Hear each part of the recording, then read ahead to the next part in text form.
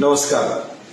कोल्हापूर आणि या आजूबाजूच्या सर्व जिल्ह्यातल्या सोलापूर असेल, सांगली असेल, सातारा असेल, रत्नागिरी असेल, सिंधुदुर्ग या सगळ्या जिल्ह्यातल्या लोकांची 40 वर्षाची मागणी कोल्हापूरमध्ये खंडपीठ व्हावं, सर्किट बेंच व्हावं ही भूमिका होती. आणि आज तो सुवर्ण दिवस आम्हाला कोल्हापूरकरांना आणि पश्चिम महाराष्ट्राला पाहायला मिळतोय की सर्किट बेंचची सुरुवात आता 18 तारखेपासून कोल्हापूरमध्ये होतोय.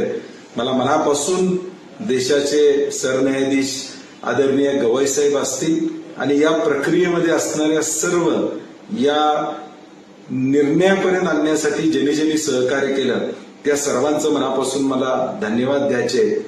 विशेष करून हा लढा कोल्हापुरातल्या वकिलांनी कायमपणे तेवत ठेवला. कोल्हापूरमध्ये हा निर्णय झाला पाहिजे ही भूमिका कायमपणे ठेवली आणि या संघर्षाला आज यश आलं. शाहू महाराजांच्या भूमीमध्ये 18 तारखेला याची सुरुवात होते याचा मनापासून आम्हाला आनंद आहे.